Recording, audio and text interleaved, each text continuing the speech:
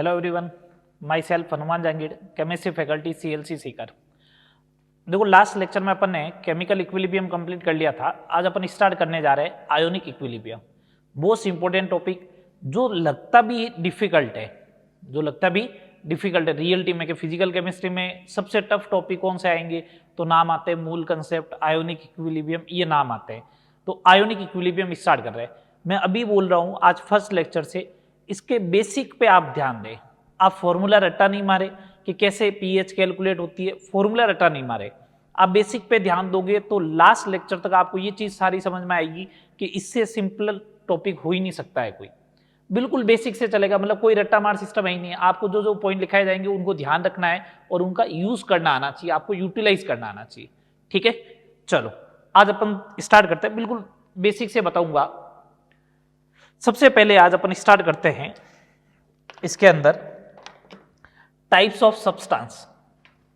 Types of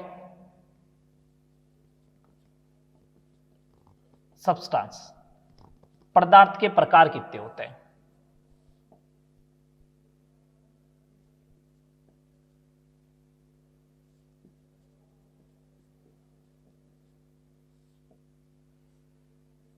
ठीक है, देखो बिल्कुल मैंने बेसिक से लिया पदार्थ के प्रकार। सुने बात को, विद्युत चालकता के आधार पर जो है वो दो टाइप के पदार्थ होते हैं, दो टाइप के मैटर होते हैं। विद्युत चालकता के आधार पर दो टाइप के सब्सटेंस होंगे, दो टाइप के क्या होंगे, मैटर होंगे, दो टाइप के सब्सटेंस होंगे, दो टाइप के पदार्थ होंगे। कौन कौन से? एक तो होगा विद्युत अनपगट्य,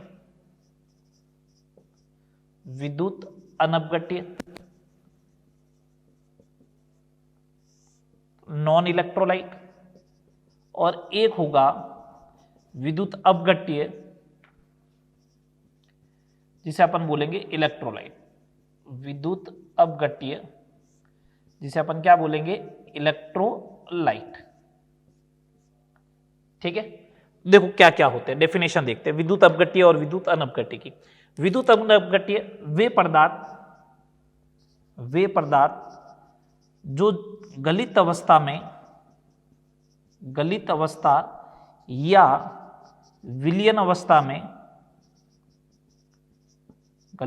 या विलयन में किसी भी प्रकार के आयनों का निर्माण नहीं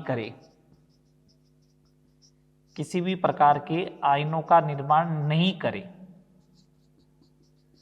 विद्युत अनपघट्य कहलाते हैं।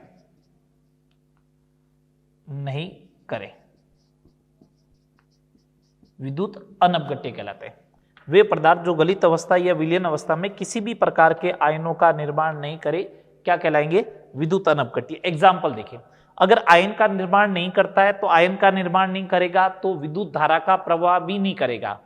अगर आयन का निर्माण नहीं होगा तो विद्युत धारा का प्रवाह भी नहीं करेगा।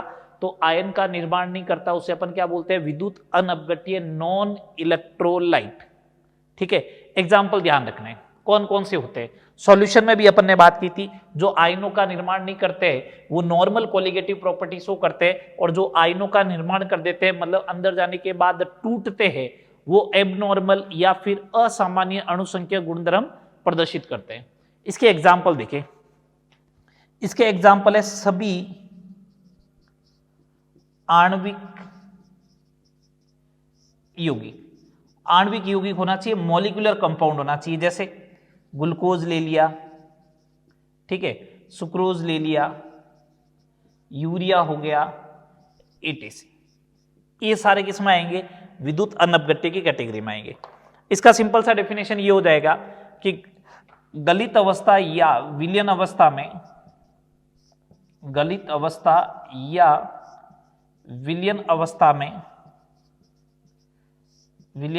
आयनों का निर्माण करे, उसे अपन क्या बोलेंगे, विद्युत अपघट्य बोलेंगे।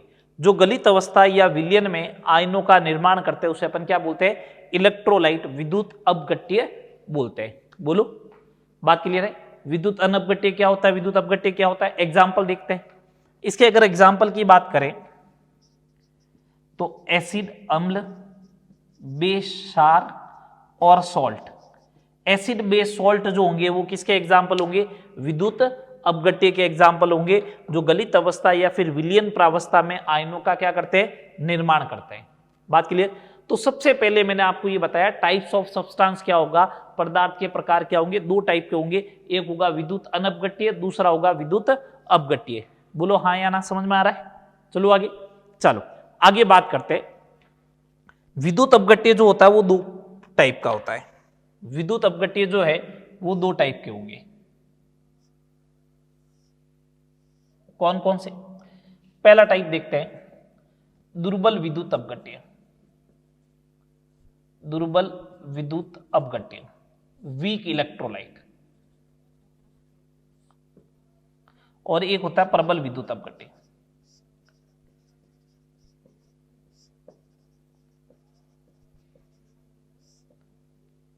Strong electrolyte and weak electrolyte. पहले स्ट्रॉन्ग इलेक्ट्रोलाइट की बात करते हैं, फिर वीक इलेक्ट्रोलाइट की बात करेंगे।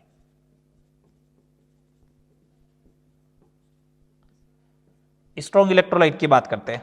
प्रबल विद्युत अपघट्य किसे बोलेंगे? वे विद्युत अपघट्य जो जलीय विलयन में, जो गलित अवस्था या विलयन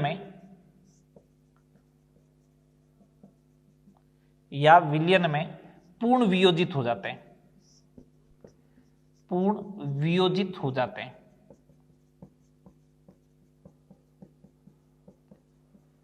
इनके लिए अगर मैं ऐसा बोलूं पूर्ण वियोजित हो जाते हैं, तो अपने केमिकल इक्विलिब्रियम में पढ़ा था डिग्री ऑफ डिसोसिएशन, यहां पे पढ़ेंगे डिग्री ऑफ आयोनाइजेशन, आयन बनेंगे इसलिए। तो अगर मैं यहां पे बोलूं आयनन की कोटि, डिग्री ऑफ आयोनाइजेशन, आयनन की कोटि degree of ionization,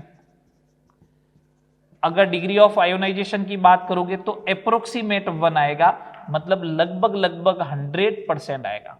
degree of ionisation कितना आना चाहिए? लगभग 100%। एग्जाम्पल की बात करते हैं। एग्जाम्पल पहला, all strong acid. All strong acid, inorganic acid जो होते हैं वो स्ट्रॉन्ग एसिड होते हैं। कौन से? HCl ले लो, HNO3 ले लो, H2SO4 ले लो, HClO4 ले लो, ठीक है, H3PO2 ले लो, ये सारे स्ट्रॉन्ग एसिड में आएंगे। HCl, HNO3, H2SO4, HClO4, H3PO2 ये स्ट्रॉन्ग एसिड है। ऑल स्ट्रॉन्ग बेस ले लो, सारे इनऑर्गेनिक के बेस जो होते हैं, NaOH ले लिया, KOH ले लिया, है ना, बेरियम हाइड्रोक्साइड ले लिया, ये भी एक तरीके से स्ट्रॉन्ग बेस ही है। NaOH, KOH, barium hydroxide, etc। All salt, सभी लवण। सॉल्ट मालूम है किससे बनता है? सॉल्ट बनता है एसिड और बेस, चाहे कैसा भी एसिड हो चाहे कैसा भी बेस हो, आपस में रिएक्ट करेगा तो सॉल्ट प्लस वाटर बनाएगा। तो सॉल्ट सारे इस कैटेगरी में लेने हैं। ऑल सॉल्ट का मतलब जैसे NaCl प्रबल अम्ल प्रबल क्षार से बना हुआ है, स्ट्रॉन्ग एसिड स्ट्रॉन्ग बेस से बना हुआ है। लेकिन CH3CONA दुर्बल अम्ल प्रबल क्षार से बना हुआ, आगे मैं और एक्सप्लेन करूंगा। ये ले लो। NH4Cl प्रबल अम्ल दुर्बल क्षार से बना हुआ है, या फिर दोनों वीक से बना हुआ हो तो भी इसी कैटेगरी में आएगा। बस ध्यान ये रखना है, इनका जो अल्फा होगा, डिग्री ऑफ आयोनाइजेशन जो होगा वो 1 होगा या 100% होगा, उसी को अपन क्या बोलते हैं? प्रबल विद्युत अपघट्य बोलते हैं।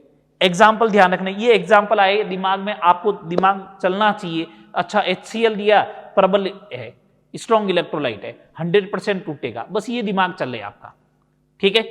चलो, दुर्बल विद्युत अपघट्य की डेफिनेशन की बात करें तो दुर्बल विद्युत अपघट्य वे होंगे जो पूर्ण वियोजित नहीं होते हैं। पूर्ण वियोजित नहीं होते हैं। पूर्ण वियोजित नहीं होते। अगर पूर्ण वियोजित नहीं होते तो इनकी आयनन की कोटि जो होगी, डिग्री ऑफ आयोनाइजेशन वो है, वो 5% से भी कम होगा, से भी कम, 5% से भी कम होता है इनका आयोनाइजेशन। अगर आयोनाइजेशन 5% से भी कम होता है तो इनके लिए मैं ऐसा बोल सकता हूं 1 - अल्फा जो है वो आप किसके बराबर मान सकते हो, 1 के बराबर, क्योंकि अल्फा की वैल्यू 0.05 या इससे भी कम है, तो 0.05 या इससे भी कम होगी तो उसे अपन 1 माइनस अल्फा को लगभग क्या मान लेंगे, 1 मान लेंगे। मैं यहां तक बोल रहा हूं, बुक्स वगैरह में 5% का क्राइटेरिया है, मैं आपको बोल रहा हूं 10% तक आप 10% तक जो है उसे वीक मानो, 10% तक वीक मानो, आंसर में ज्यादा चेंज नहीं आएगा। हाँ 10% से ज्यादा अल्फा आ गया और तुम लोगों ने वीक मान लिया तो फिर आंसर में चेंज होना स्टार्ट हो जाएगा, तो एरर आनी स्टार्ट होगी। 10% तक है, चला लेंगे अपन काम। बात आ रही समझ में? चलो एग्जाम्पल की बात करते हैं। एग्जाम्पल देखो, वीक एसिड, दुर्बल अम्ल, जो भी ऑर्गेनिक एसिड होते हैं वो सारे वीक एसिड होते हैं। कौन से? CH3COH ले लो, है ना, H2CO3 ले लो, चाहे फिनॉल ले लो, जो भी ऑर्गेनिक एसिड है वो सारे इसमें आएंगे। सेकेंड नंबर, वीक बेस, जो भी ऑर्गेनिक में बेस पढ़ते हो वो सारे इसके अंदर आएंगे। वीक बेस का मतलब क्या? NH4OH ले लो, है ना, NH4OH ले लिया, कोई भी अगर एनिलीन ले लिया, ये सारे इसी के अंदर आएंगे। तो ये समझ में आया आपको? प्रबल विद्युत अपघट्य, दुर्बल विद्युत अपघट्य समझ में आया? तो मेरा टॉपिक यहां से स्टार्ट किया था, टाइप्स ऑफ सब्सटेंस क्या होता है, विद्युत मतलब पदार्थ के प्रकार क्या होते हैं। तो मैंने बोला विद्युत चालकता के आधार पर 2 टाइप से क्लासिफाई कर सकते हो, इलेक्ट्रोलाइट और नॉन इलेक्ट्रोलाइट। नॉन इलेक्ट्रोलाइट जो आयंस का फॉर्मेशन नहीं करे, जो किसी भी प्रकार के आयनों का निर्माण नहीं करता, उसे बोलते हैं विद्युत अनपघट्य। विद्युत अपघट्य उसे बोलते हैं जो गलित अवस्था या विलयन अवस्था में किसका निर्माण करे, आयनों का निर्माण करे। 2 टाइप के होते हैं। कौन से 2 टाइप के? एक तो होता है दुर्बल विद्युत अपघट्य, एक होता है प्रबल विद्युत अपघट्य। दुर्बल विद्युत अपघट्य उसे बोलेंगे जिसके लिए अल्फा 5 या 5% से क्या हो, कम हो। मैं कह रहा हूं 10% तक चला लूंगा मैं। 1 माइनस अल्फा किसके बराबर होगा, 1 के बराबर होगा। यहाँ पे प्रबल विद्युत अपघट्य का मतलब जो लगभग पूरा टूट जाए, लगभग पूरा टूट जाए, इसका मतलब अल्फा की वैल्यू 1 होगी या 100% होना चाहिए। ये लो 1 या 100%। All strong acid, all strong base, all salt. कोई दिक्कत? एग्जाम्पल याद रखें। चलो आगे, चलो आगे बात करते हैं।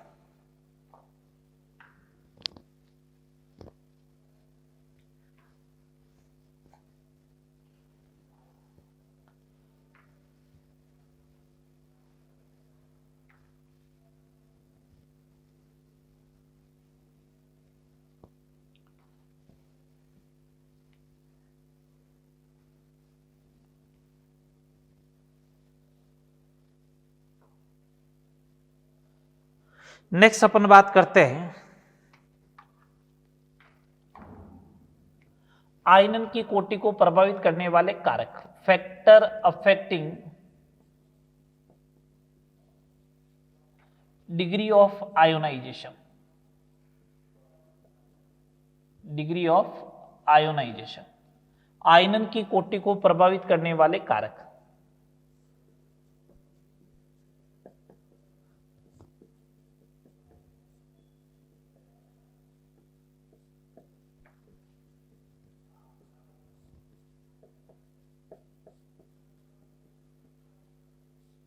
आयनन की कोटि को प्रभावित करने वाले कारक, factor affecting degree of ionisation.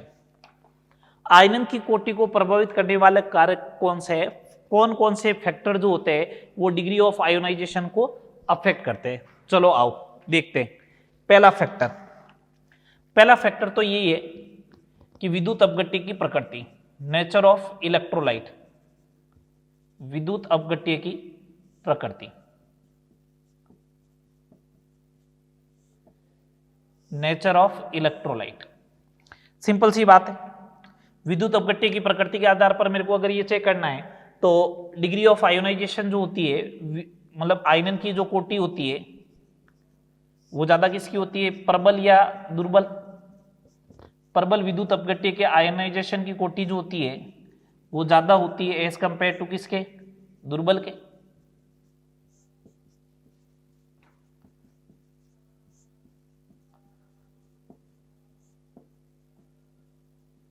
ये लो, प्रबल विद्युत अपघट्य के आयोनाइजेशन की कोटि ज्यादा होगी दुर्बल विद्युत अपघट्य के लिए। अब एक बात बताओ, अगर प्रबल विद्युत अपघट्य के आयोनाइजेशन की डिग्री जो है वो ज्यादा है, आयन की कोटि ज्यादा है, तो इसका मतलब वो नंबर ऑफ आयन ज्यादा देगा। तो अगर मेरे से पूछा जाए नंबर ऑफ आयन ज्यादा कौन देता है, तो प्रबल विद्युत अपघट्य देता है। तो अगर मैं बात बोलूं कि समान सांद्रता के लिए आयनों के क्रम की बात करूं तो प्रबल विद्युत अपघट्य आयन ज्यादा देगा एज कंपेयर टू दुर्बल विद्युत अपघट्य।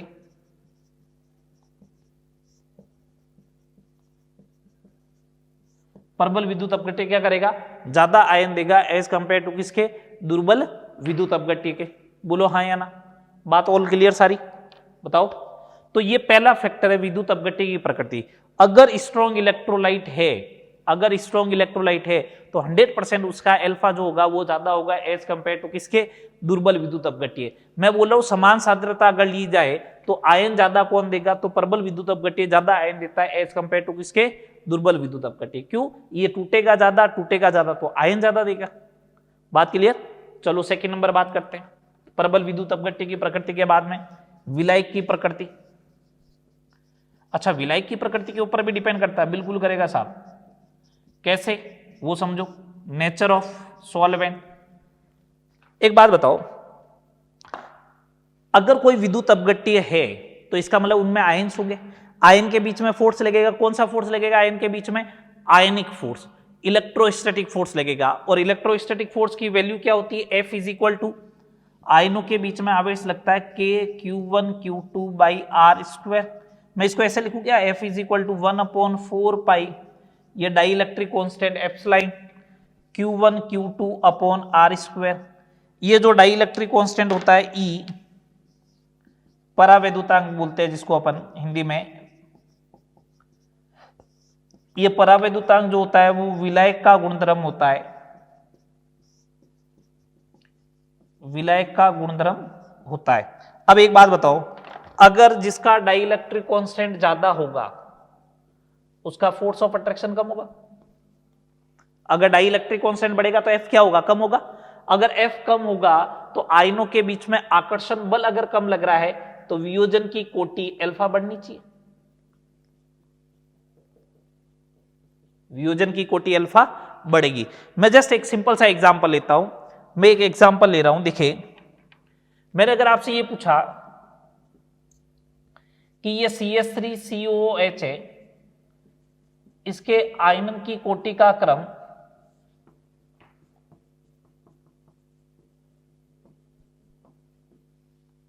फर्स्ट एक सॉल्वेंट दिया A और एक दूसरा सॉल्वेंट दिया B, इसमें क्या होगा, ठीक है। इसका डाइइलेक्ट्रिक कांस्टेंट जो है वो 20 है और इसका डाइइलेक्ट्रिक कांस्टेंट 40 है।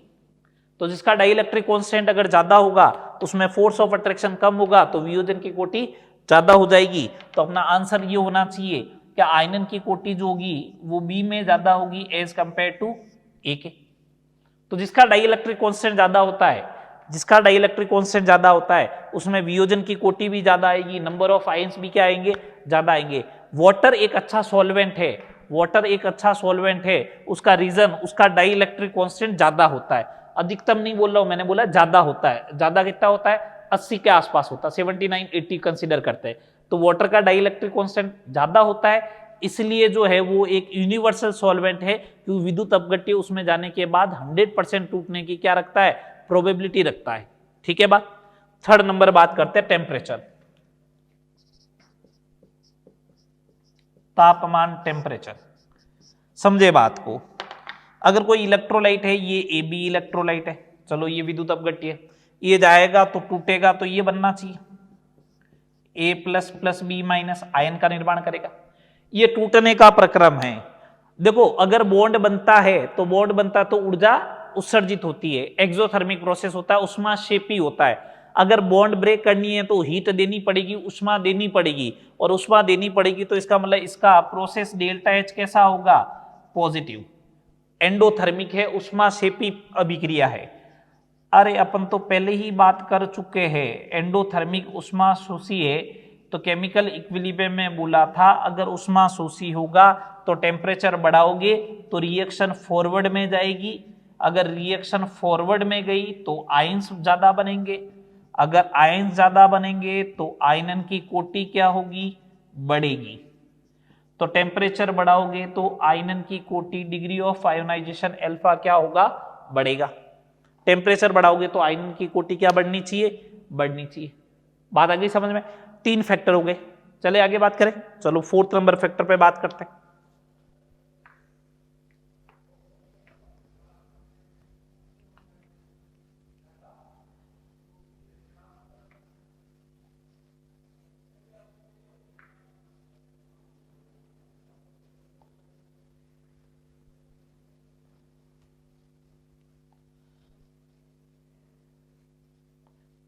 फोर्थ नंबर फैक्टर पे बात करते हैं।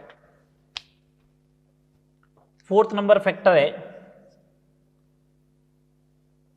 इफेक्ट ऑफ डाइल्यूशन, तनुकरण का प्रभाव।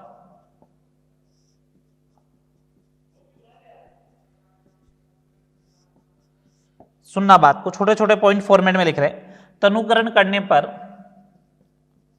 तनुकरण का मतलब मैंने पहले भी बताया था, पानी मिलाना। तनुकरण पर अल्फा बढ़ेगा। क्यों बढ़ेगा अल्फा, वो देखना। सुने बात को, पहले ये आयंस होते थे प्लस और माइनस।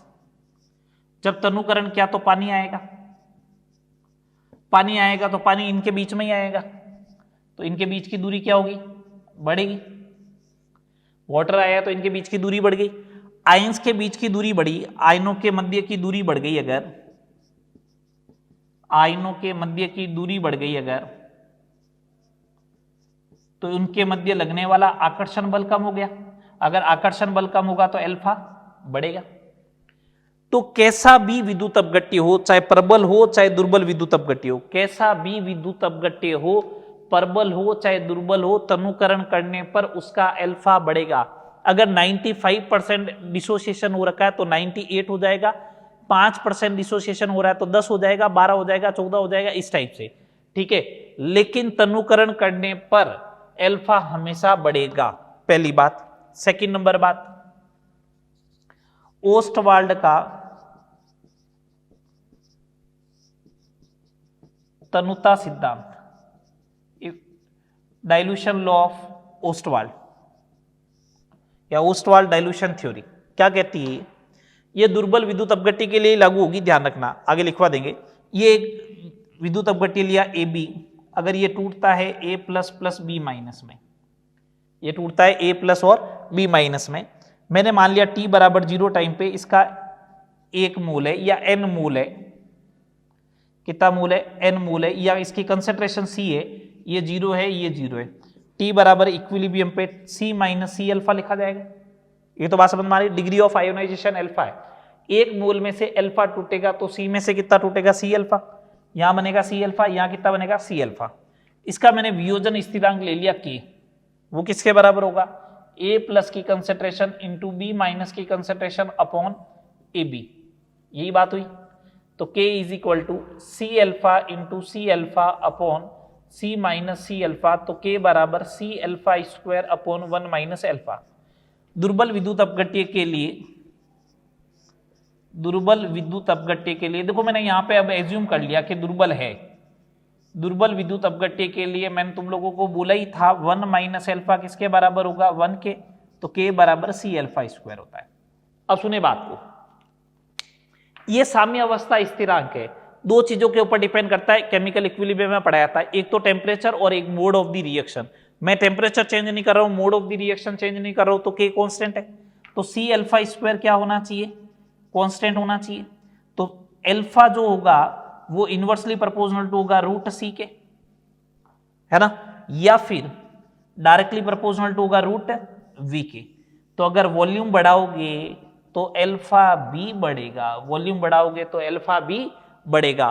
तो alpha is directly proportional to root V या inversely proportional to root C. ये रूट वी कैसा गया, कंसेंट्रेशन को लिखोगे number of mole upon volume, तो वॉल्यूम चला जाएगा ऊपर, तो alpha is directly proportional to root V या फिर alpha is inversely proportional to root C. इसी लॉ को जो है वो ओस्टवाल्ड का तनुता सिद्धांत बोलते हैं, जो किसके लिए एप्लीकेबल है, जो दुर्बल विद्युत अपघट्य के लिए, केवल वीक इलेक्ट्रोलाइट के लिए लागू होता है।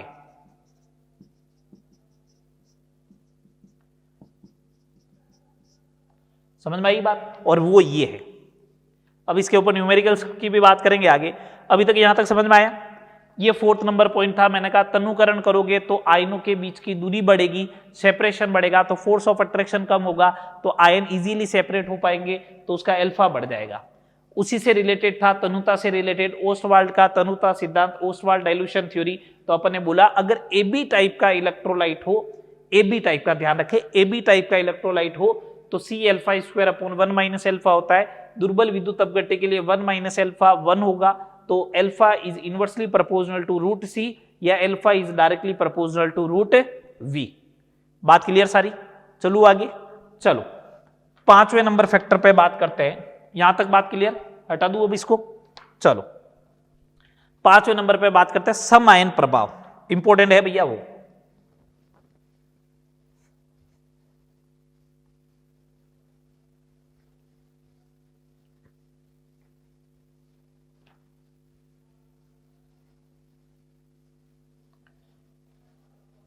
सम आयन प्रभाव देखो, 5वां फैक्टर कॉमन आयन इफेक्ट, ढंग से समझना। सम आयन प्रभाव, कॉमन आयन इफेक्ट, नाम से ही मालूम चल रहा है कॉमन आयन होगा कोई न कोई, है ना? नाम से ही मालूम चल रहा है ना कॉमन आयन होगा। देखो इसकी डेफिनेशन देखते हैं, उसके बाद इस इफेक्ट को समझते हैं। किसी दुर्बल विद्युत अपघट्य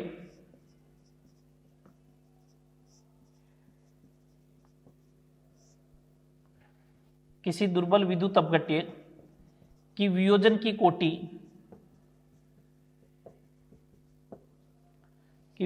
की कोटि का मान प्रबल विद्युत अपघट्य जिसमें एक आयन समान हो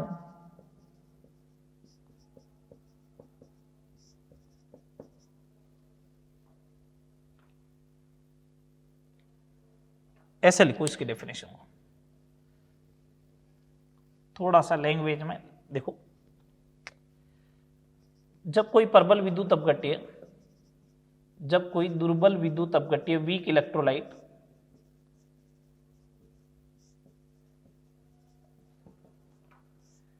प्रबल विद्युत अपघट्य की उपस्थिति में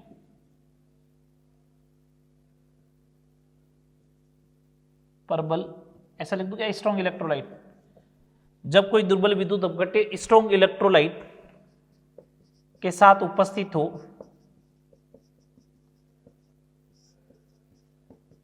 जिसमें एक आयन समान हो, तो दुर्बल विद्युत अपघट्य की वियोजन की कोटि कम हो जाती है,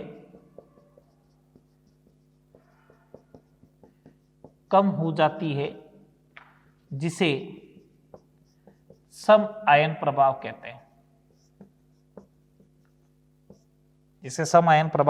कहते हैं, अगर कोई दुर्बल विद्युत अपघट्य, कोई वीक इलेक्ट्रोलाइट स्ट्रॉन्ग इलेक्ट्रोलाइट की प्रेजेंस में हो और उन दोनों में एक आयन क्या होना चाहिए, कॉमन होना चाहिए, तो दुर्बल विद्युत अपघट्य की वियोजन का कोटि जो पहले ही 5% था उससे भी क्या हो जाएगी, कम हो जाएगी। इसे अपन क्या बोलते हैं, सम आयन प्रभाव या फिर कॉमन आयन इफेक्ट। इसी को अपन क्या बोलेंगे, सम आयन प्रभाव या कॉमन आयन इफेक्ट। डेफिनेशन समझ में आई? जब किसी दुर्बल विद्युत अपघट्य प्रबल विद्युत अपघट्य के साथ उपस्थित हो जिसमें कम से कम एक आयन क्या होना चाहिए, कॉमन होना चाहिए, तो दुर्बल विद्युत अपघट्य की वियोजन की कोटि क्या हो जाती है, कम हो जाती है, जिसे अपन क्या कहते हैं, सम आयन प्रभाव कहते हैं। पहले समझो कि कब लगेगा, पहले तो ये चीज समझ में आनी चाहिए। इफेक्ट बाद में समझाऊंगा मैं कि कम हुआ या नहीं हुआ, सुनना बात को। लगेगा कब? ये CH3COOH कैसा है, वीक है ना, ये लो वीक इलेक्ट्रोलाइट, तो अपन ने कहा वीक इलेक्ट्रोलाइट होना चाहिए, ठीक है। ये स्ट्रॉन्ग इलेक्ट्रोलाइट की प्रेजेंस में होना चाहिए, मैंने कहा देखो जिसमें एक आयन क्या रखना है, कॉमन रखना है। या तो H कॉमन रहेगा या CH3CO माइनस कॉमन रहेगा, तो मैंने कहा या तो HCl ले लो या फिर CH3CONA ले लो। ये दोनों स्ट्रॉन्ग इलेक्ट्रोलाइट है क्या? ये प्रबल अम्ल है, स्ट्रॉन्ग इलेक्ट्रोलाइट है। ये सॉल्ट है, सॉल्ट हमेशा स्ट्रॉन्ग इलेक्ट्रोलाइट होता है। तो जब ये कॉम्बो आएगा CH3COH प्लस HCl तो कॉमन आयन इफेक्ट लगेगा। ये कॉम्बो आएगा तो कॉमन आयन इफेक्ट लगेगा। CH3COH प्लस HCl आएगा, कॉमन आयन इफेक्ट लगा। CH3COH प्लस CH3CONA आया तो कॉमन आयन इफेक्ट लगा। ठीक है बात। सिमिलर वे में अगर मैंने NH4OH लिया, वीक इलेक्ट्रोलाइट है, ये लो। अब इसका कॉमन आयन इफेक्ट लगाना है तो स्ट्रॉन्ग इलेक्ट्रोलाइट लेना पड़ेगा जिसमें कम से कम एक आयन कॉमन हो। NH4 कॉमन किया तो NH4Cl ले लिया, OH कॉमन लिया तो NaOH ले लिया। ये स्ट्रॉन्ग इलेक्ट्रोलाइट है क्या? बिल्कुल है, ये भी स्ट्रॉन्ग इलेक्ट्रोलाइट है। तो इसका मतलब कॉमन आयन इफेक्ट लगेगा, दोनों केस में लगेगा। जब NH4OH प्लस NH4Cl हो कॉमन आयन इफेक्ट लगेगा, NH4OH प्लस NaOH हो तो भी कॉमन आयन इफेक्ट लगेगा। ये लो, दोनों कंडीशन में कॉमन आयन इफेक्ट लग रहा है। तो ये तो चेक करना है ना कॉमन आयन इफेक्ट कब लगेगा और कब नहीं लगेगा। ये तो समझ में आया। वीक इलेक्ट्रोलाइट होना चाहिए। अब देखो ये कहां से मालूम चलेगी कि सर आपको कैसे मालूम चला ये वीक इलेक्ट्रोलाइट है या नहीं? मैंने कहा मैंने एग्जांपल लिखवाए थे, उसमें देखो आप ये लिखा हुआ था NH4OH, उसमें देखो ये लिखा हुआ था ऑर्गेनिक एसिड वीक इलेक्ट्रोलाइट, ये स्ट्रॉन्ग में लिखा हुआ था। सारे लवण जो होते हैं, सॉल्ट जो होते हैं वो स्ट्रॉन्ग इलेक्ट्रोलाइट है। ये देखो, समझ में आई बात? तो ये मालूम चल गया कि कब लगेगा। चलो अब अपन बात करते हैं, सुने कि कब होगा या नहीं होगा। रियलिटी में बात सोचे तो मैंने कहा चलो प्रूव करके बताता हूं मैं आपको। सुनना बात को। अगर ये एक वीक इलेक्ट्रोलाइट लिया जाए तो वीक इलेक्ट्रोलाइट दुर्बल विद्युत अपघट्य जो है वो पूरा नहीं टूटता, इसका मतलब रिएक्शन बैकवर्ड में भी रहती है। तो मैंने रिवर्सिबल रिएक्शन लिखी, AB कन्वर्ट हो रहा है A+ और B- में। ये वीक इलेक्ट्रोलाइट है। ये लो, एक AC रखा साथ में A++ C-, ये स्ट्रॉन्ग इलेक्ट्रोलाइट है। स्ट्रॉन्ग इलेक्ट्रोलाइट है तो पूरा टूटेगा। ये लो, एक आयन कॉमन है, बिल्कुल कॉमन है साहब, ये एक साथ है, ये एक साथ है। चलो अब सुनना बात को, ढंग से सुने। इसका अगर मैं डिसोसिएशन कांस्टेंट लिखता हूं तो A+ इंटू B- लिखूंगा अपॉन AB लिखूंगा, हाँ या ना? ऐसा लिखा जाएगा। ऐसा लिखा जाएगा तो सुने, K जब लिखूंगा तो मैं ऐसा लिखूंगा A+ from AB plus A+ from AC into B- की कंसेंट्रेशन अपॉन AB की कंसेंट्रेशन, हाँ या ना? अब एक बात सुनो, सुनना ढंग से।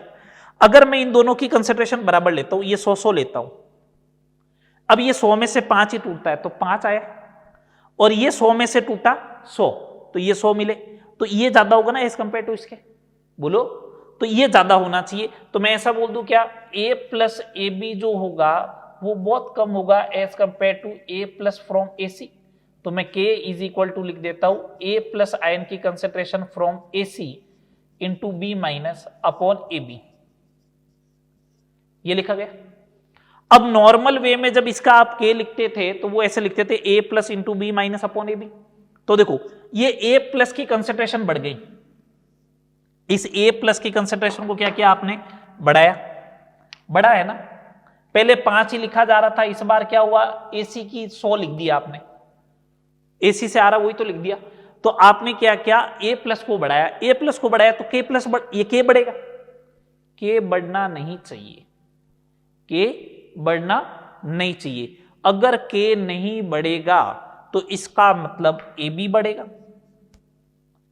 कांस्टेंट रखना है तो तभी तो रेशियो कांस्टेंट रहेगा। AB बढ़ा, इसका मतलब रिएक्शन कौन सी डायरेक्शन में गई, बैकवर्ड में। रिएक्शन बैकवर्ड में गई, इसका मतलब टूटना बंद हो गया, टूटना बंद हो गया, इसका मतलब अल्फा क्या हो गया, कम। यही तो लिखा है मैंने कि जब कोई दुर्बल विद्युत अपघट्य प्रबल विद्युत अपघट्य के साथ उपस्थित हो तो एक आयन समान हो तो दुर्बल विद्युत अपघट्य की वियोजन की कोटि क्या हो जाती है, कम हो जाती है। यहां तक समझ में आ गया होगा। मैं वापस एक बार यहां से लेता हूं, K इसका ये आना चाहिए। तो मैंने कहा A+ 2 जगह से आ रहा है तो दोनों का लिख दिया। तो मेरे को मालूम है AB से जो आ रहा है वो बहुत कम है एज कंपेयर टू AC के। तो मैंने ये लिख दिया कि AC से आने वाला पूरा का पूरा यहां लिख दिया। तो एक बात सोचो, पहले K प्लस ऐसे लिखते थे तुम लोग यहां पे, इसका अगर K प्लस अकेला होता तो कैसे लिखते, K A plus into B minus upon AB। तो भैया पहले के कंपेरेटिव में A प्लस ज्यादा आया, मैंने बोला A प्लस अब ज्यादा आ गया, तो A प्लस ज्यादा आएगा तो K बढ़ेगा, लेकिन K बढ़ नहीं सकता है, तो AB को बढ़ाना पड़ेगा। AB बढ़ाना इसका मतलब रिएक्शन बैकवर्ड में लानी है, रिएक्शन बैकवर्ड में लानी इसका मतलब अल्फा को क्या करना पड़ेगा, कम करना पड़ेगा। क्या करना पड़ेगा, कम करना पड़ेगा। दो क्वेश्चन आपको तो ये स्टेटमेंट समझ में आना चाहिए कि हाँ कम होता है। मैं मेन मुद्दे की काम की चीज बता रहा हूं कि अगर सुने बात को, important point D number point पे अगर बात करें, कॉमन आयन इफेक्ट की कंडीशन में, कॉमन आयन इफेक्ट की कंडीशन में कॉमन आयन की कंसंट्रेशन जो है, कॉमन आयन की सांद्रता, जो आयन कॉमन होगा, कॉमन आयन की सांद्रता प्रबल विद्युत अपघट्य से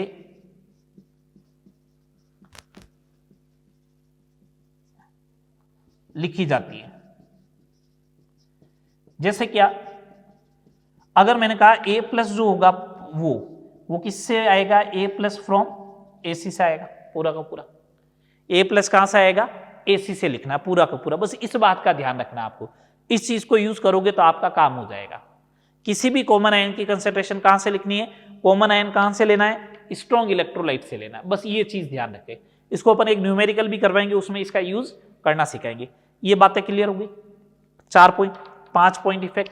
छठा इफेक्ट देखे, विपरीत आयन प्रभाव, अपोजिट आयन इफेक्ट। इसका उल्टा है, बढ़ेगी अब विपरीत आयन प्रभाव।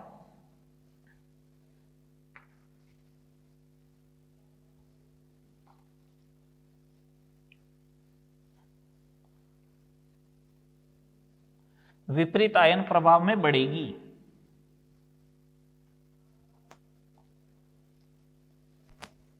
देखो इधर देखो जल्दी से, छठा इफेक्ट, फैक्टर अफेक्टिंग में विपरीत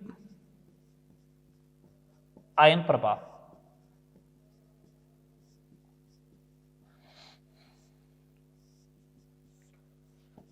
अपोजिट आयन इफेक्ट। इसका यूज सॉल्युबिलिटी वाले टॉपिक में करेंगे, लास्ट टॉपिक जो हुआ इसमें। अपोजिट आयन इफेक्ट में आपको बस ये ध्यान रखना है, विपरीत आयन प्रभाव के कारण, विपरीत आयन प्रभाव के कारण अल्फा का मान बढ़ता है, अल्फा बढ़ जाएगा। जैसे सुनना, ये दुर्बल विद्युत अपघट्य के लिए लागू होगा। जैसे CH3COH होता है, ये टूट रहा है, CH3CO माइनस बन रहा है, प्लस H प्लस बन रहा है। इसमें मैंने क्षार मिला दिया, बेस मिला दिया।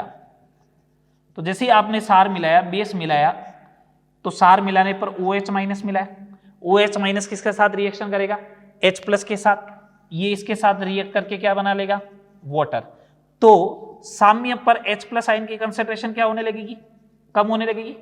बोलो, H प्लस आयन की अगर कंसेंट्रेशन कम होगी तो अब आप इसका K लिखो, CH3CO minus into H plus upon acidic acid लिखा। तो जैसे ही आपने बेस मिलाया, तो ये H प्लस आयन तो क्या हो गया, कम। अगर ये कम होगा तो K कम होने लगेगा। याद करो केमिकल इक्विलिब्रियम में पढ़ाया था, अगर प्रोडक्ट कम होने लगेगा तो उस कंडीशन में रिएक्शन किधर जाने लगेगी, फॉरवर्ड में। इसको भी कम करना पड़ेगा। रिएक्टेंट कम हो रहा है, इसका मतलब रिएक्शन किधर जाएगी, फॉरवर्ड में जाएगी। अगर रिएक्शन फॉरवर्ड में जा रही है, इसका मतलब अल्फा क्या होगा, बढ़ेगा। ये देखो, रिएक्शन फॉरवर्ड में जाएगी तो अल्फा बढ़ना चाहिए। तो विपरीत आयन प्रभाव जब भी होगा तो अल्फा क्या होगा, बढ़ेगा। बात समझ में आई। तो ये अपने थे सारे क्या, यहां तक जो मैंने पढ़ा है वो था factor affecting degree of ionisation. कोई दिक्कत है तो बोलो, नहीं।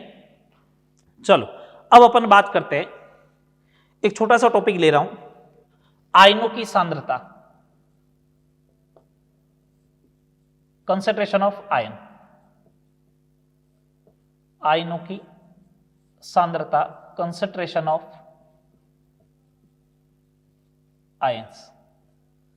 आयनों की सांद्रता, कंसेंट्रेशन ऑफ आयंस। देखिए क्या होती है कंसेंट्रेशन ऑफ आयंस। मैं बात कर रहा हूं, अगर जैसे एक AB जो है वो वीक इलेक्ट्रोलाइट है। कैसा है? वीक इलेक्ट्रोलाइट है। तो ये टूटेगा ऐसे A+ और B- में। तो T बराबर 0 टाइम पे इसका C होगा, ये 0 0। T बराबर इक्विलिब्रियम टाइम पे C - C अल्फा, ये C अल्फा, ये C अल्फा। तो किसी भी आयन की कंसेंट्रेशन मेरे से पूछी गई A और B की अभी बराबर है, और वो किसके बराबर है? C अल्फा के बराबर है। ठीक है, किसी भी आयन की कंसेंट्रेशन C अल्फा हुई। सेकेंड नंबर पॉइंट पे बात करते हैं। सेकेंड नंबर पॉइंट पे बात करते हैं, अगर ये AB जो है वो स्ट्रॉन्ग इलेक्ट्रोलाइट हो जाता, स्ट्रॉन्ग इलेक्ट्रोलाइट हो जाता, तो ये पूरा टूटता है A+ और B- में। मैं तो ये बोलता हूं A+ और B- की बराबर होती। हाँ साहब, बराबर होती। किसके बराबर होती? C अल्फा के बराबर होती। ये लो C अल्फा। अब अपन को मालूम है for strong electrolyte alpha is equal to 1, तो A+ और B- आयन की कंसेंट्रेशन बराबर, और वो किसके बराबर? C के बराबर। A+ और B- की कंसेंट्रेशन बराबर, और वो किसके बराबर होगा? कंसेंट्रेशन C के बराबर होगा। जो ये लिख रहे हो ना, ये जो दे रखी होती है उसी के बराबर होती है। जैसे मैं एक एग्जांपल ले रहा हूं, एक सिंपल सा एग्जांपल ले रहा हूं। अगर मैंने ऐसा बोला 0.1 मोलर HCl है, 0.1 मोलर HCl है, H+ आयन कितना होगा? तो मैं बोलूंगा ये स्ट्रॉन्ग इलेक्ट्रोलाइट है, तो 0.1 के बराबर ही होगा। अब आपको इसका पीएच कैलकुलेट करना है। आगे क्वेश्चन यही तो बनेगा, पीएच कैलकुलेट करो। अरे बेटा, पीएच कैलकुलेट करने के लिए पहले H+ आयन चाहिएगा, तो H+ आयन आ गया, देख लो आपके पास H+ आयन आ गया, तो पीएच आसानी से कैलकुलेट कर लोगे। हाँ या ना? बोलो, बात समझ में आई? अब सेकेंड नंबर बात करते हैं, थर्ड नंबर बात पे आते हैं। अगर जैसे सपोज करो, हमेशा ये ध्यान नहीं रखना, मैं तो बोलता हूँ C अल्फा होती है, लेकिन मेरे दिमाग में तो ये चीज क्लियर है, मैं C अल्फा बोल रहा हूं तो AB टाइप के इलेक्ट्रोलाइट के लिए बोल रहा हूं। अगर कोई इलेक्ट्रोलाइट ऐसा हो गया तो A2B टाइप का, तो मैं बोलूंगा 2A+ बनाएगा प्लस B- 2 बनाएगा। T बराबर 0 टाइम पे ये C है, ये 0, ये 0। T बराबर इक्विलिब्रियम टाइम पे C- अल्फा, ये C- C अल्फा, ये 2C अल्फा, और ये C अल्फा। तो अब A+ की जो कंसेंट्रेशन होगी वो तो होगी 2C अल्फा, और B- 2 की कंसेंट्रेशन होगी वो C अल्फा होगी। समझ में आई बात? जैसे सुनना बात को, जैसे एग्जांपल लिया मैंने 0.1 m H2SO4 ले लिया। अब मेरे से पूछा H+ आयन कितना होगा, तो मैं कहूंगा 2 H+ आयन देगा ना, इसको तोड़ो H2SO4 को। इस H2SO4 को अगर मैं ब्रेक करता हूं तो ये ऐसे टूटता है। अगर इस H2SO4 को अगर मैं ब्रेक करता हूं तो ये ऐसे टूटेगा 2H+ प्लस सल्फेट आयन। तो इसका मतलब ये 2C अल्फा मिलेगा, ये लो 2C अल्फा मिल गया। अब सुनना बात को, ये 2 इंटू C की वैल्यू 0.1 और अल्फा प्रबल है या दुर्बल है? प्रबल है, तो 1 रखूंगा। ये जैसे ही 1 लिखा तो ये बन गया 0.2 m। ये लो 0.1 m H2SO4 से कितना मिलेगा? 0.2 m मिल जाएगा। बात क्लियर सारी? चलो अब आगे बात करते हैं। अब अपन करते हैं इनसे रिलेटेड सिंपल सिंपल से न्यूमेरिकल बता रहा हूं, ठीक है? अभी तक जितना पढ़ा है उससे रिलेटेड। फिर अपन बात करेंगे एसिड बेस की, एसिड बेस थ्योरी की बात करेंगे।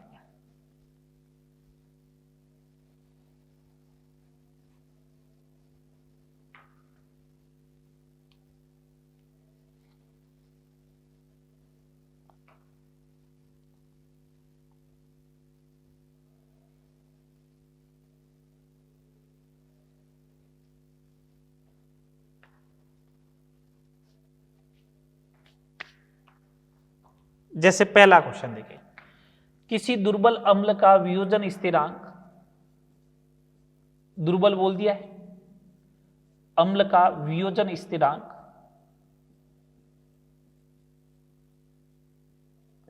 क्या दे रखा है? 4.9 इंटू 10⁻⁻⁶ है, ठीक है? और आपको दिया हुआ है अम्ल की सांद्रता जब 0.1 है तो अल्फा बताओ कितना होगा, अल्फा कितना होगा? तो बहुत सिंपल सा क्वेश्चन है ये। तो ये बहुत सिंपल सा क्वेश्चन कैसे हो गया? अगर वीक इलेक्ट्रोलाइट है, दुर्बल अम्ल HA लिख दो आप, और आसान हो जाएगा। दुर्बल अम्ल HA मतलब AB टाइप का इलेक्ट्रोलाइट हुआ, तो ए बी टाइप के इलेक्ट्रोलाइट के लिए के बराबर क्या होता है, C alpha square upon 1 minus alpha. दुर्बल है तो alpha very very less than 1 या 1 minus alpha is equal to 1, तो के बराबर सी अल्फा स्क्वायर। तो अल्फा बराबर root K by C, value put कीजिएगा 4.9 इंटू 10⁻⁻6 अपॉन 0.1, तो alpha is equal to 7 into 10⁻³ 0.007। Percentage में चाहिए तो परसेंटेज में आ जाएगा 0.7%। ठीक है, ये सिंपल सा क्वेश्चन बन गया। देखो ऐसे क्वेश्चन बनेंगे। सेकंड नंबर प्रॉब्लम देखें।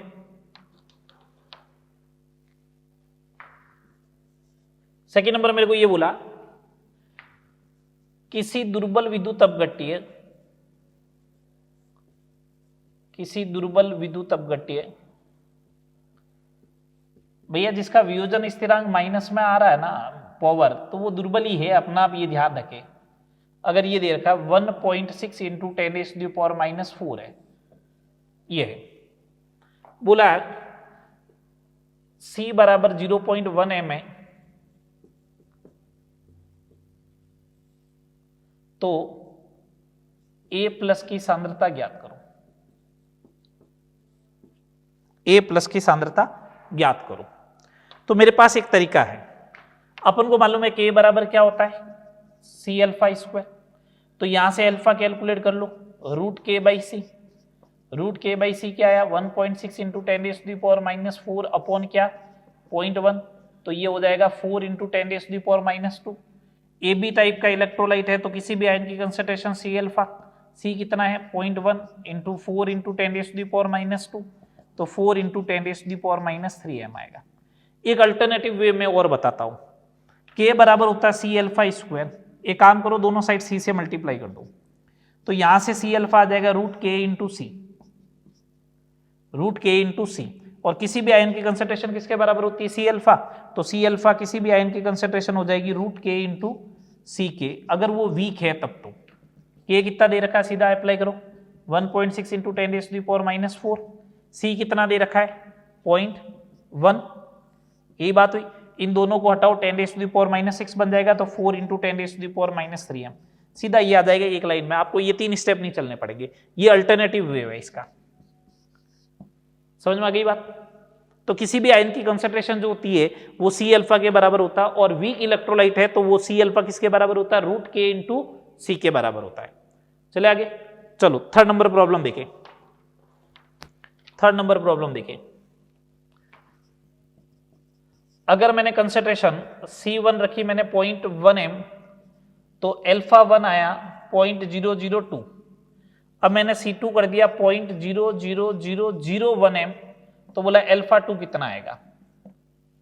एक दुर्बल विद्युत अपघट्य के लिए बात हो रही है, फॉर वीक इलेक्ट्रोलाइट। दुर्बल विद्युत अपघट्य के लिए जब सांद्रता इतनी है तो अल्फा 1 इतना है, तो सांद्रता इतनी होगी तो अल्फा 2 कितना होगा। तो सिंपल सा आंसर है अपने पास, अपन को मालूम है कि सी अल्फा स्क्वायर जो होता है वो क्या होता है, दुर्बल विद्युत अपघट्य में कांस्टेंट होता है। तो C1 अल्फा 1 का स्क्वायर, C2 अल्फा 2 का स्क्वायर, तो alpha 2 is equal to under root में C1/C2 इंटू अल्फा 1 आ जाएगा। तो ये लो अंडर रूट ले लो, 10⁻⁻1, ये 10⁻⁵, ये हो गया 0.002, ये ऊपर जाएगा तो 10⁴, ये हो जाएगा 0.2। Alpha 2 is equal to 0.2। समझ में आया। ये सिंपल छोटे छोटे से क्वेश्चन है। देखो ये क्वेश्चन वहां पे आगे बन के आ रहे हैं आपके सामने, ठीक है। चले, बात क्लियर है यहां तक। ये क्वेश्चन और करते हैं कॉमन आयन इफेक्ट से रिलेटेड, फिर आगे एसिड बेस थ्योरी की बात करेंगे।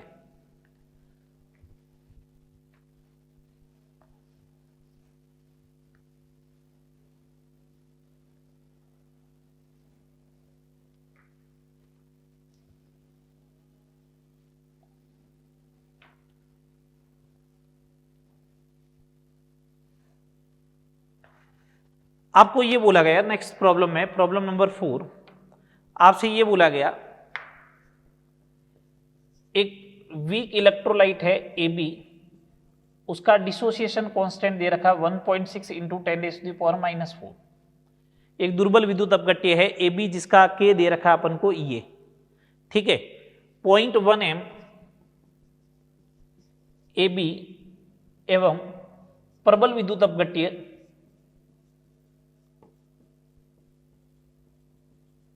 A2C के प्रबल विद्युत अपघट्य A2C के 0.1 m मिश्रण में मेरे से ये पूछा गया है कि B माइनस आयन की सांद्रता ज्ञात करो।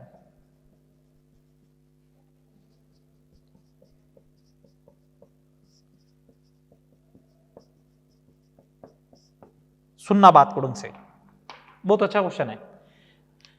ये वीक इलेक्ट्रोलाइट है AB, ये स्ट्रॉन्ग इलेक्ट्रोलाइट है जिसमें एक आयन कॉमन हो गया A और A, कॉमन आयन इफेक्ट लगेगा। कॉमन आयन इफेक्ट लगेगा तो इसका K लिखोगे A plus into B minus upon AB।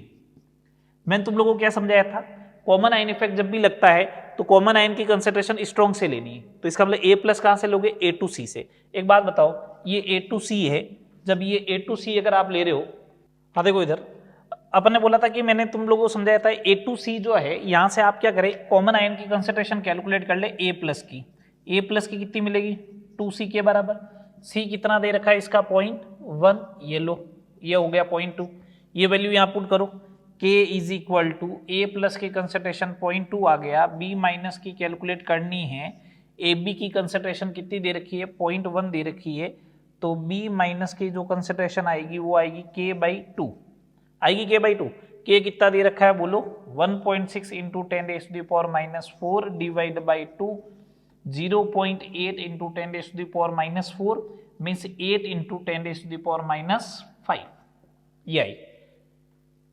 Common ion effect की कंडीशन में, कॉमन आयन इफेक्ट की कंडीशन में कंसेंट्रेशन ऑफ आयन क्या होगी, कम होगी। कॉमन आयन इफेक्ट की कंडीशन में कंसेंट्रेशन ऑफ आयन क्या होनी चाहिए, कम होनी चाहिए। दो कम हुई है, मैं चेक करके बताता हूं। अगर ये अकेला होता ना, ये अकेला होता तो उस कंडीशन में कंसेंट्रेशन होती C अल्फा, C अल्फा होता रूट के इंटू C के बराबर। रूट के ये लो C, तो ये होता 16 इंटू 10⁻⁻⁶, तो आता 4 इंटू 10⁻⁻3। इसके कंपेरेटिव में देख लो कंसेंट्रेशन कम हो गई है। तो कॉमन आयन इफेक्ट जब भी लगेगा तो कंसेंट्रेशन क्या होगी, कम होगी। ये मैंने समझाया था, मैंने कहा था अल्फा कम होगा, अल्फा कम होगा तो किसी आयन की कंसेंट्रेशन भी क्या हो जाएगी, कम हो जाएगी। चले आगे, चलो अब अपन बात करते हैं एसिड बेस थ्योरी की। अब अपन बात करेंगे एसिड बेस थ्योरी की।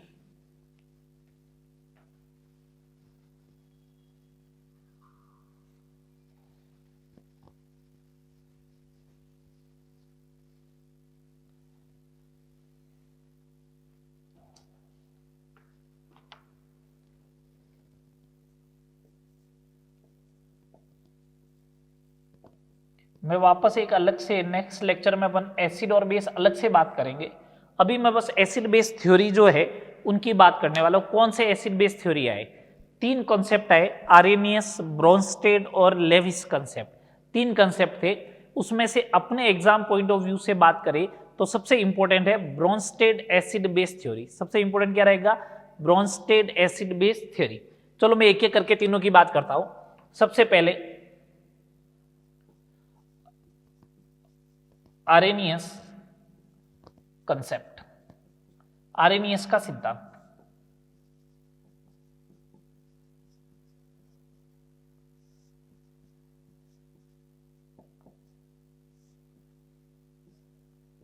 आरेनियस सिद्धांत देखिए, पॉइंट, पहला पॉइंट देखिए, आरेनियस के अनुसार अम्ल वो होते हैं, एसिड वो होते हैं जो जलीय विलयन में H प्लस आयन देते हैं। जलीय विलयन में H प्लस आयन देते हैं। जो जलीय विलयन में H प्लस आयन देते हैं उन्हें क्या बोलते हैं, एसिड बोलते हैं। और क्षार या बेस उन्हें कहा जाता है जो जलीय विलयन में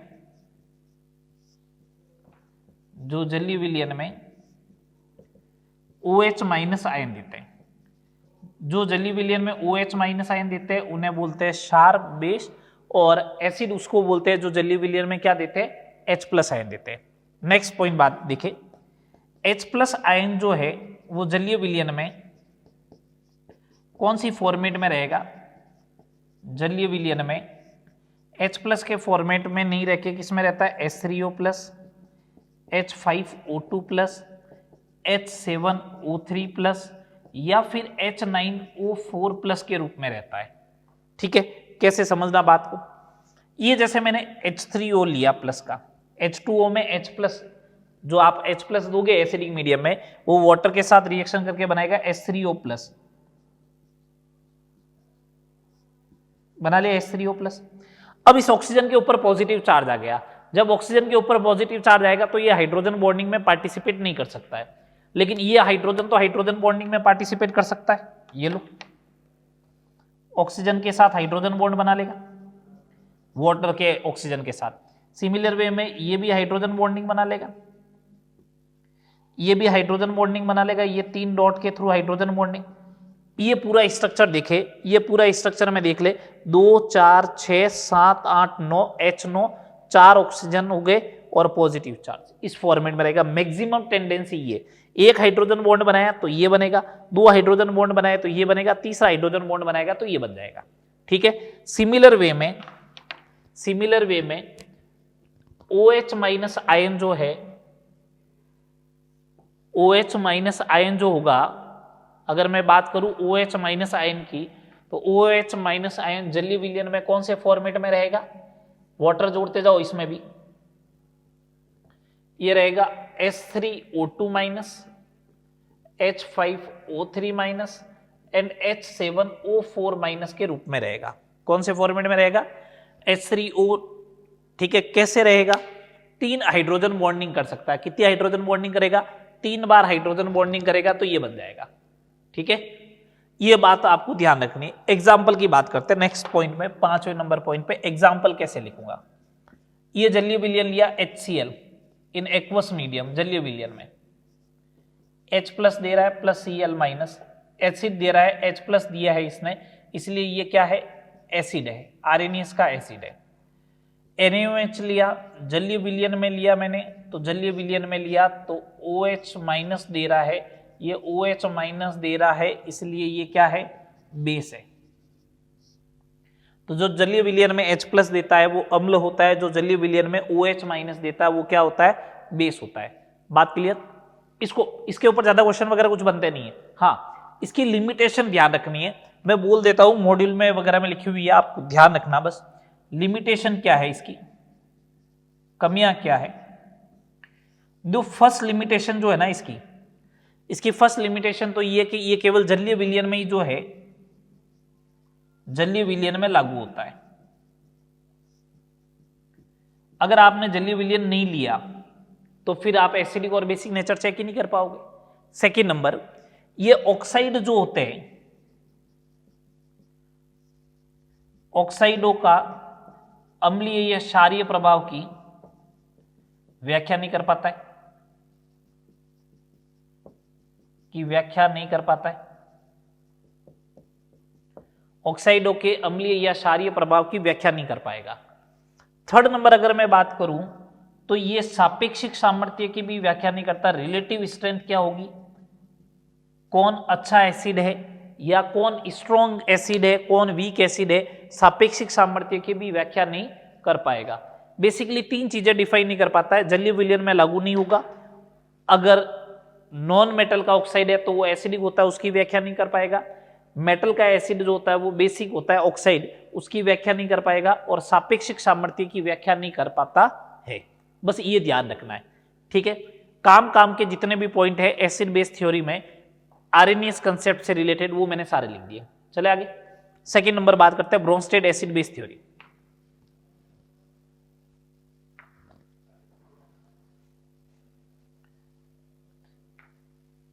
Bronsted acid base theory,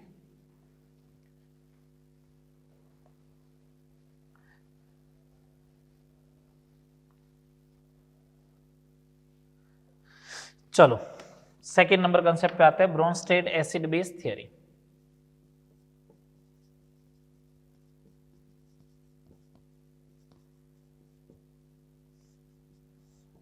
Bronsted concept क्या है ये? देखो फर्स्ट नंबर पॉइंट, अम्ल वे होते हैं, एसिड वे होंगे जो H+ या प्रोटॉन, प्रोटॉन नाम लिखा हुआ आएगा, प्रोटॉन देते हैं। मीडियम कोई रिक्वायरमेंट नहीं है। बेस वो होते हैं, क्षार वो होते हैं जो H+ या प्रोटॉन ग्रहण करते हैं, जो प्रोटॉन को क्या करते हैं, ग्रहण करते हैं, उन्हीं को अपन क्या बोलते हैं, क्षार बोलते हैं। एसिड वो होते हैं जो प्रोटॉन देते हैं, और बेस वो होते हैं जो प्रोटॉन ग्रहण करते हैं। इस बारे में ध्यान रखना है। Acid proton donor, base proton acceptor. बात क्लियर? चले आगे। तो ये एसिड बेस थ्योरी में ब्रोंस्टेड-लोरी कंसेप्ट है। ठीक है, एग्जाम्पल समझे, मैं एग्जाम्पल की बात कर रहा हूं। जैसे समझना, अगर ये HCl है, ठीक है, ये HCl है, अगर इसने H+ आयन दिया तो इसका मतलब ये क्या हो गया, एसिड हो गया। ये अमोनिया है, इस अमोनिया ने H+ आयन को एक्सेप्ट किया तो बनाया NH4+, इसने ग्रहण किया तो ये क्या हो गया, बेस हो गया। और एग्जाम्पल समझना, और एग्जाम्पल समझे। जैसे मैंने एक एग्जाम्पल लिया, HCl प्लस वाटर लिया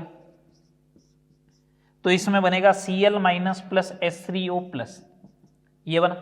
तो HCl में से देखो H+ बाहर हो गया, इसका मतलब ये क्या है, इसने प्रोटॉन दिया है, तो इसका मतलब ब्रोंस्टेड एसिड है। H2O में H+ जुड़ गया है, तो इसका मतलब ये बेस हो गया। बात सही है? आगे और देखो, अगर मैंने एग्जाम्पल लिया अमोनिया प्लस वाटर और रिएक्शन हो गई और बन गया NH4+ OH-, इसका मतलब इसने प्रोटॉन ग्रहण किया है, तो इसका मतलब ये ब्रोंस्टेड बेस होगा, इसने H+ दिया है तो ये एसिड होगा। यहां तक बात समझ में आई? समझ में आई बात? तो H2O देखो एसिड और बेस दोनों की तरह काम कर सकता है यहां पे देखो, ठीक है, ये फिक्स नहीं रहेगा ब्रोंस्टेड कंसेप्ट में। ब्रोंस्टेड कंसेप्ट में आप एसिड हो या बेस हो तभी मालूम चलेगा जब आप अदर के साथ रिएक्शन करोगे। आपसे पूछा जाए H2O कैसा ब्रोंस्टेड एसिड है या बेस है, तो आप बोलोगे कि भैया देखो पहले रिएक्शन करवाओ। वैसे एसिड और बेस दोनों प्रूव हो गए, ठीक है, लेकिन रिएक्शन कराओगे तभी मालूम चलेगा कि वो इस रिएक्शन में एसिड की तरह ट्रीट करेगा या बेस की तरह ट्रीट करेगा। अगला पॉइंट देखे, इसका अगला पॉइंट देखे, एक मैं एग्जांपल लिख रहा हूं। जैसे ये HCl लिखा प्लस CH3COOH लिखा, ये रिएक्शन हुई, मान लो ये बन रहा है CH3COH2+, ये एसिड है, ये बेस है, ठीक है, ये एसिड हो गया, बेस हो गया। प्रोडक्ट की साइड में देखे, अगर अब मैं रिएक्शन को उल्टा देखना स्टार्ट करता हूं, इस साइड से, इस साइड से अगर मैं रिएक्शन देखना स्टार्ट कर रहा हूं, तो देखिए Cl- ने H+ को एक्सेप्ट किया तो ये बेस हुआ और ये क्या होगा, एसिड। लेकिन इनको बोलते हैं कॉन्जुगेट, कॉन्जुगेट मतलब संयुग्मी, संयुग्मी क्या हो गया, क्षार हो गया। ये क्या हो गया, कॉन्जुगेट एसिड, संयुग्मी अम्ल हो गया। ये देखो, तो अम्ल का जो संयुग्मी होता है वो क्षार होता है, बेस का संयुग्मी क्या होता है, अम्ल होता है। और एग्जाम्पल देखो, जैसे मैं एक एग्जाम्पल लेता हूं और सिंपल सा एग्जाम्पल और देखो, अगर मैंने इस टाइप का एग्जाम्पल लिया, ये लो NH3 plus water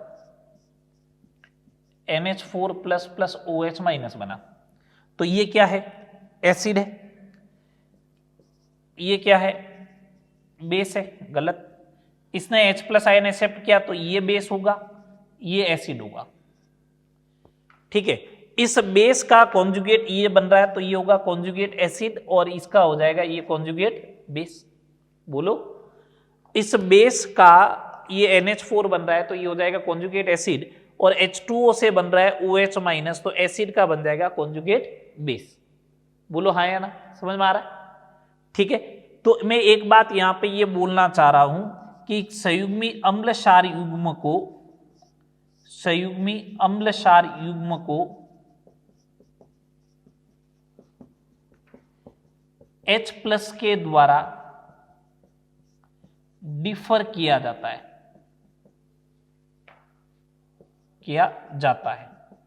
H plus का डिफरेंस होता है, एक H प्लस का डिफरेंस है, तो इसका मतलब वो क्या होगा, संयुग्मी अम्ल क्षार युग्म होगा। जैसे अगर मेरे को बोला जाए H2O and H3O plus conjugate acid base pair है क्या, कॉन्जुगेट एसिड बेस पेयर संयुग्मी अम्ल क्षार युग्म है क्या, है। ठीक है, मेरे से बोला जाए H2SO4 और SO4 -2, दो H प्लस का डिफरेंस हो गया, not a conjugate acid base pair, नहीं। ठीक है, अगर ऐसा दे रखा है HCO3 माइनस एंड CO3 -2 दे रखा है, तो कॉन्जुगेट एसिड बेस पेयर है क्या, बिल्कुल है साहब, बिल्कुल होगा। अगर मेरे को ऐसा दे रखा है, अगर ऐसा दे दिया जाए, ठीक है, क्या दे दूं मैं आपको, अगर NH3 दे दिया जाए और NH4 प्लस दे दिया जाए और पूछे कॉन्जुगेट एसिड बेस पेयर है क्या, बिल्कुल है।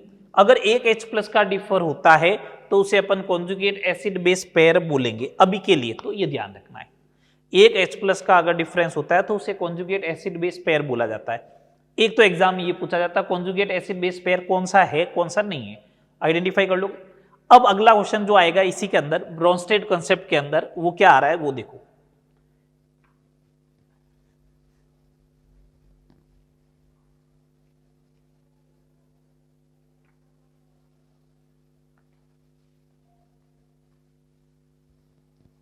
F नंबर पॉइंट पे आते हैं अपन।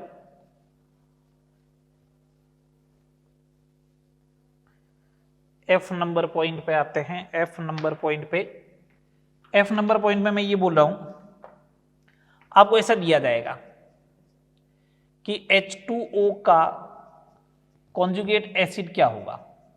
एक बात सुनना, अगर इसका कॉन्जुगेट एसिड कैलकुलेट करना है, इसका मतलब ये खुद किसकी तरह ट्रीट करेगा, बताओ, ये खुद किसकी तरह ट्रीट करेगा, ब्रोंस्टेड बेस की तरह।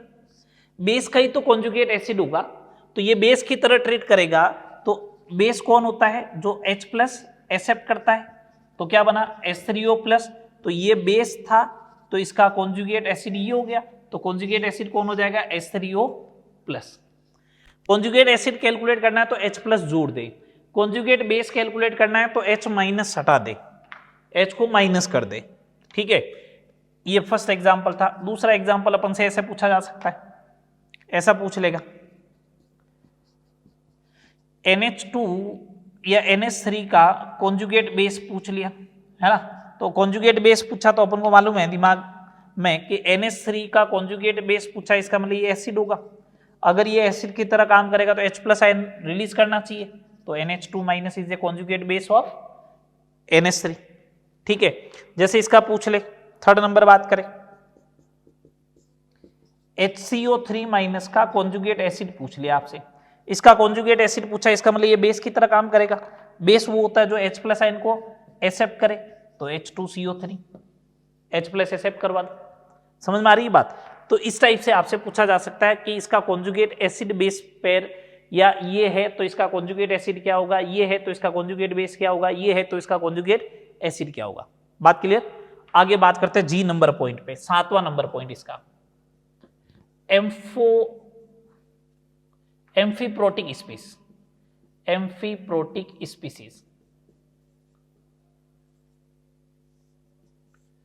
उबेप्रोटिक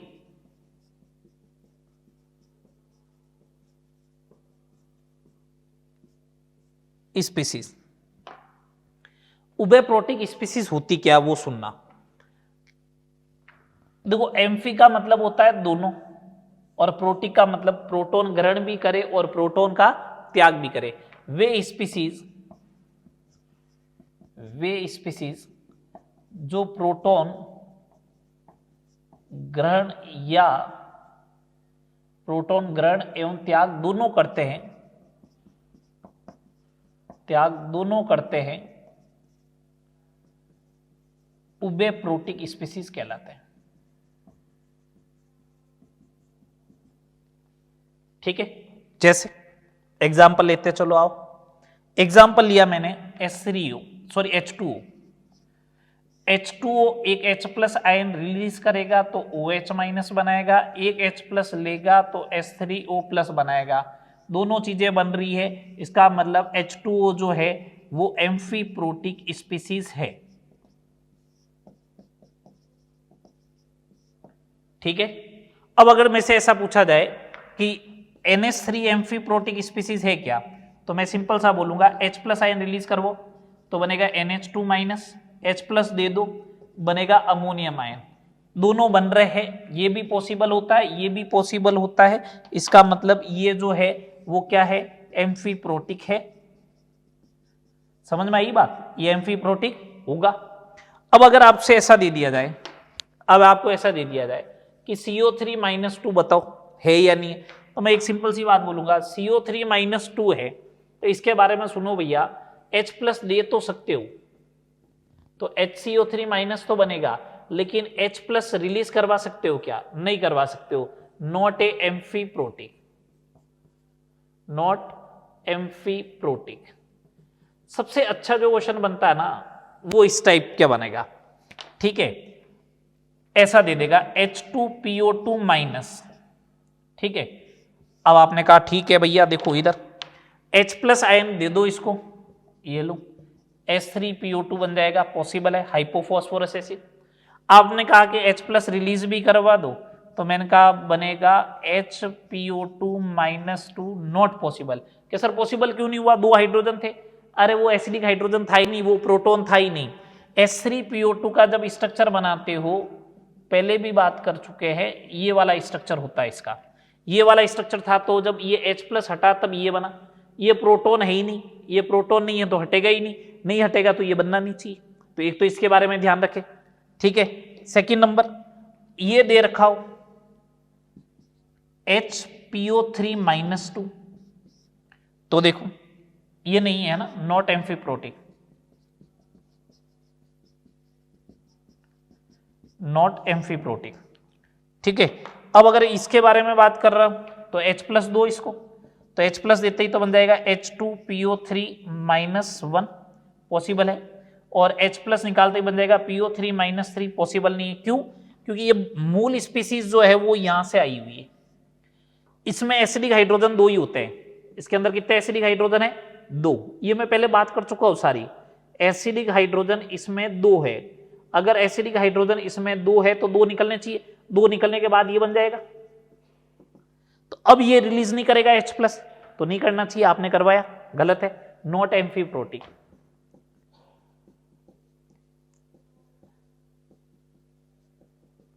लिमिटेशन क्या होगी ब्रोंस्टेड कंसेप्ट की, ब्रोंस्टेड कंसेप्ट की जो लिमिटेशन है वो ये है बेसिकली कि एसिड और बेस तभी मालूम चलेगा, एसिड और बेस तभी मालूम चलेगा जब एक दूसरे के साथ रिएक्शन करवाओगे। पहली बात, मतलब वाटर मालूम नहीं चल रहा ना एसिड है या बेस है, वो तो रिएक्शन करवाने पे ही मालूम चलेगा। दूसरी नंबर बात, कभी कभार उसके अंदर प्रोटॉन नहीं होता है तो भी वो एसिड और बेस की तरह ट्रीट करता है तो मालूम नहीं चल पाएगा। बात आ गई समझ में, दो बेसिकली इसकी लिमिटेशन है। आओ थर्ड नंबर कंसेप्ट पे, लेविस कंसेप्ट पे।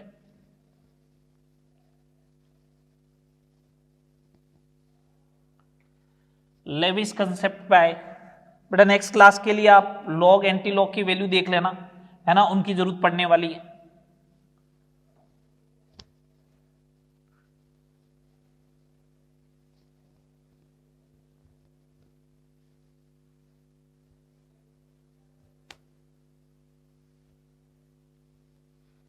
ठीक है, चलो थर्ड नंबर कंसेप्ट देखते हैं, लेविस कंसेप्ट, लुईस सिद्धांत।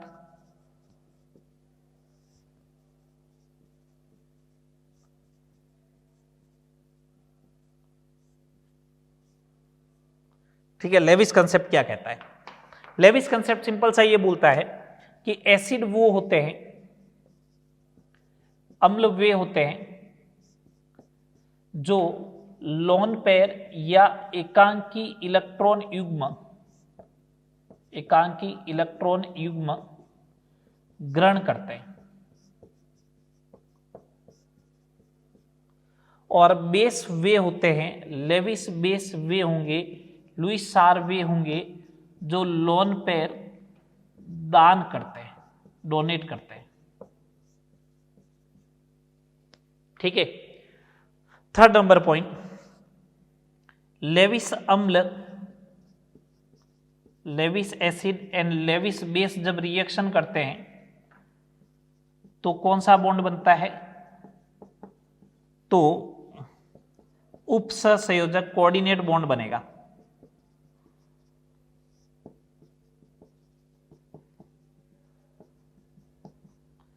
अब वो एग्जाम्पल आइडेंटिफाई करना है, मैं सारे ये पॉइंट एक्सप्लेन कर रहा हूं, एग्जाम्पल देखने हैं। लेविस एसिड कौन कौन हो सकते हैं? तो मैंने कहा वो लोन पेयर ग्रहण करना चाहिए, तो लोन पेयर ग्रहण करना चाहिए तो मैं पहला पॉइंट ये बोलूंगा कि ऑक्टेट इनकम्प्लीट हो, जिसका ऑक्टेट क्या हो? इनकम्प्लीट हो। कोई न्यूट्रल स्पीसीज है जिसका ऑक्टेट इनकम्प्लीट है, जैसे CH3 डॉट है, ठीक है, BH3 हो गया, BCl3 हो गया, BeCl2 हो गया, ऑक्टेट इनकम्प्लीट है। जिनका ऑक्टेट इनकम्प्लीट होगा वो लुईस एसिड होंगे। सेकेंड नंबर कैटायन, धनायन, धनायन में जैसे इसमें AlCl3 भी ले सकते हो आप। धनायन में कौन किसको लेना है? जैसे धनायन में ले लो CH3 प्लस ले लिया, कैल्शियम +2 आयन ले लिया, Fe+3 आयन ले लिया, ये कैटायन हो गए। थर्ड नंबर यदि कोई परमाणु अधिक विद्युत ऋण के साथ अधिक इलेक्ट्रोनेगेटिव तत्वों के साथ मल्टीपल बॉन्ड से जुड़ा हुआ हो, मल्टीपल बॉन्ड का मतलब डबल बॉन्ड या ट्रिपल बॉन्ड से, जैसे CO2, तो C double bond O double bond O होगा, ये जैसे इधर जाएगा तो इसके ऊपर एक पॉजिटिव चार्ज क्रिएट होना स्टार्ट हो जाएगा। फोर्थ नंबर जिसके पास वैकेंट d ऑर्बिटल हो, खाली रिक्त d कक्षक उपस्थित हो, जैसे PCl5 हो गया, है ना, PCl5 हो गया, जिसके पास वैकेंट d ऑर्बिटल अवेलेबल होते हैं। बात समझ में आ रही है? जिसके पास वैकेंट d ऑर्बिटल अवेलेबल होगा वो भी इसी के अंदर आएगा। बात समझ में आ रही है आपके? बोलो। PCl5 हो गया, SnCl4 हो गया, कोई भी एग्जाम्पल, खूब सारे एग्जाम्पल ले लो, SnCl4 हो गया, SiCl4 हो गया, कोई भी एग्जाम्पल ले लो। ये तो हो गए किसके बारे में? लुईस एसिड के बारे में। लुईस बेस कौन होगा? लुईस बेस ऑल एनाइन, सभी ऋणायन, ऑल एनाइन, जैसे OH- हो गया, Cl- हो गया, N-3 हो गया, ये सारे। सेकेंड नंबर ऑक्टेट कंप्लीट हो एंड लोन पेयर हो, ऑक्टेट कंप्लीट हो, लोन पेयर हो, जैसे H2 हो गया, ऑक्टेट भी कंप्लीट है, लोन पेयर भी है। अमोनिया हो गया, ठीक है, PH3 हो गया, ठीक है, HF हो गया, ये इस टाइप से। थर्ड नंबर कोऑर्डिनेशन केमिस्ट्री पढ़ते हैं तो उसमें लिगेंड जो होते हैं, लिगेंड जो होते हैं वो क्या होते हैं? लेविस बेस होते हैं। जैसे सुनना बात को, ये अमोनिया है प्लस BCl3 की रिएक्शन करवाई आपने, ठीक है, NH3 प्लस BCl3। अगर ये रिएक्शन कराओगे तो देखो कैसे बनेगा।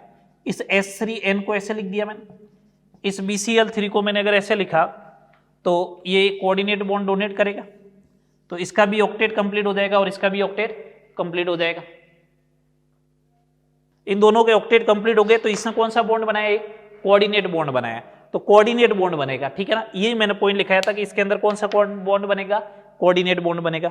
बात क्लियर? ये बेसिक आइडिया था एसिड बेस थ्योरी का। लेविस के भी कुछ लिमिटेशन होंगे, ये लिमिटेशन क्या है? जिनके पास लोन पेयर नहीं होता क्या वो एसिड नहीं होगा क्या? तो इस टाइप के लिमिटेशन रहेंगे, ठीक है बात। तो आप एसिड बेस थ्योरी में इन तीनों कॉन्सेप्ट को एक बार अच्छे से देख ले। मैंने आपको आइडेंटिफाई करना सिखा दिया। सबसे इंपॉर्टेंट जो है वो ब्रोंस्टेड कंसेप्ट है। सबसे इंपॉर्टेंट कंसेप्ट किसका है? ब्रोंस्टेड का। नेक्स्ट लेक्चर में मैं एसिड और बेस को एक जनरलाइज आइडिया दूंगा, ये सारे बताते हुए वापस एक बार जनरलाइज आइडिया, और प्रीवियस ईयर में अगर एसिड बेस थ्योरी से रिलेटेड कोई क्वेश्चन आया हुआ है तो उसको अपन चेक करना सीखेंगे। ठीक है बात। और उसके बाद वाटर, और वाटर के बाद में अपन पीएच स्टार्ट करने वाले हैं। ठीक है, चलो यहां तक करें, नेक्स्ट लेक्चर में बात करेंगे। ओके।